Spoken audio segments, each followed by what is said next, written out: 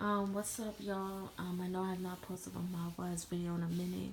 You know, I'm working, going to school, so let's just get this cracking. So this is Mob Wives season 2, episode 15.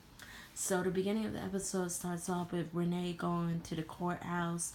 You know, she's nervous. Everyone turned on her because the junior ratted on Renee's friends' husbands as well. And she has to go to court and see her father, who is about to be sentenced. And it's just a really effed up situation for her. She's distraught, but then again, she's also at ease because she now knows that her father is not mad at her and that her father is with her and that her father loves her. So she's trying to deal with this the best way she can. And you know, she's talking to Big Ange about it, and Big Ange was like, yeah, you know, you just gotta keep your head up, ignore what everyone has to say. Your dad will always be there for you, and F Junior. That's pretty much how the conversation went. So then, you know, next scene goes into Big Ange getting Botox. Oh my god, I miss Big Ange. Rest in peace, Big Ange. She is so flippin' funny. So, you know, she's getting her Botox. She's like, oh, you know, I gotta stay young. I gotta stay fresh. And I'm just laughing at her. Because she really does, like, remind me of my aunt. And, you know, of my grandma, too. Like, you know, just carefree, not caring. And she's very fashionable, too. She's always keeping up with her beauty. And she's just into that stuff. And I just, you know, loved her for that. And it was a very funny scene. Everything with Ange is always funny. She's not with the drama. She's not with the BS. And you know, that's why I freaking love her. So then we cut into this scene where Drita gets a phone call from Lee. Lee is supposedly gonna be transferred to a jail in Brooklyn. Obviously, Brooklyn is not that far from Staten Island. Drita's happy for Aaliyah because Aaliyah will be able to see her father, but she still has feelings for Lee. She don't know what she's gonna say when she sees him. She gets emotional. Y'all already know how this play out. They still together, but we're focusing on season 2.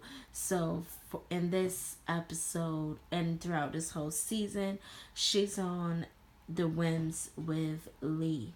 She just does not know what to do and she's confused. So, Drita, I'm gonna get into this a little bit. All right, I'm gonna say this. I think Drita is a good asset to the show because she brings some, you know, she does bring some realness because a lot of females can relate to a man, particularly your boyfriend and your husband being locked up and away in jail. Do I agree with the way how she handles herself at all times? Hell no. But you know, Drita's funny. Not funny like Big Ange, but she's more funny like, oh my god, like she really is that crazy.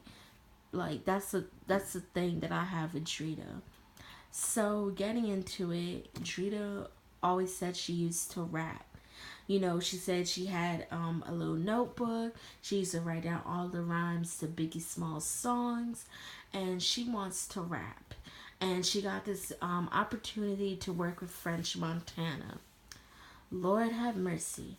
Baby girl, she cannot rap. And there's a video on YouTube of her rapping next to Little Kim, but she's not spitting bars. She's not spitting, dropping a 16. She's rapping to Little Kim's song.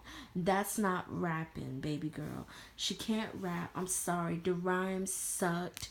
The music video, it looked corny as shit and it was just whack to me. And I'm just being honest. And I love hip hop. Okay, I write poems. Okay, I've won several poetry contests.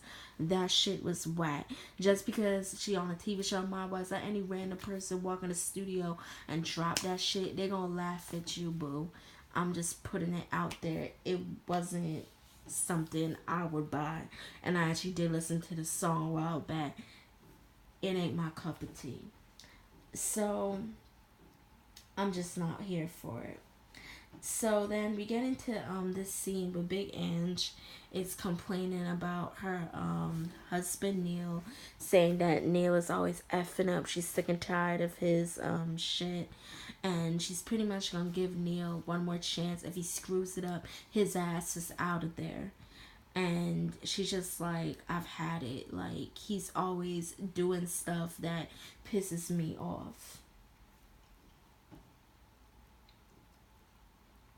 So then we get into this scene where Karen is really making moves out here. Like from the first season, she really came in there looking a little rough. She moved into this small apartment compared to this mansion she had in Arizona. And she's really out here in New York making moves like she said she was gonna do. She got her book coming out. Her book came out. It was a good book. And now she wants to get back into the spa business because that's what she did out there in Arizona, and she really wants to get back into things like that. So she's calling on Ramona and Renee. Ramona, Renee, and her, they all meet up. They all agreed that they're all gonna help Karen contribute to making this business poppin' and beautiful. And then, Karina comes up from Arizona. Karina, of course, misses her mother. She wants her mother to come back to Arizona, but Karen's like, there's a lot of opportunities out here for me right now. And Karina just has to deal with it.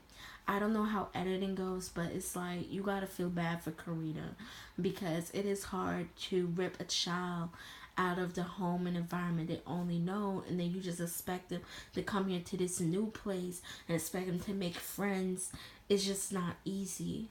So, I feel for Karina, like, she's just not here for it. And Karen's like, it's gonna be good for both of us. I'm doing this for you. And I see where Karen's coming from, too, because, sometimes mothers do have to make sacrifices for their kids. And sometimes, kids at that age don't understand it. But, they worked it out. I mean, Karen and Karina, they cool. They're closer than ever. And, their mother, they got a cute excuse me, a cute mother and daughter relationship. So Renee and Carla, they meet up. They talk about the drama that Renee had to deal with at the courthouse. That's pretty much it. And then towards the end of the episode is when things get very meaty. Renee wants Karen and Drita to make up. Renee feels like she's stuck in the middle between the two of them. I'm like, Renee, you shouldn't have to feel like that because none of them should be pressuring you into who you should be friends with. The two bitches don't get along, leave it alone. And they still don't get along. They still hate each other. So it's a bunch of BS. So Karen's like considering it, and then she tells her cousin Renee, I think that's how you pronounce her name, or Rena, whatever it is. Anyway, she tells her cousin, and I'm with the cousin on this. Like, why the hell would you give her a second chance? She attacked you twice, which was true. Drita attacked Karen. She hit Karen. Well, attempted to hit Karen first, the first time. And it's this flip flopping thing with Drita. And Renee's like, fuck it, girl. Like, the girl was not your friend. She lied about your friendship. And Karen's like giving it, a consideration, just giving it thought. I would have been like, okay, Drita and I be on the same show. We could be cordial. We could be cool. We could be kicking it. But we are not friends, baby girl, because that's what you said. Them words came out of your mouth. So that's it for episode 15. Episode 16 is going to get put up.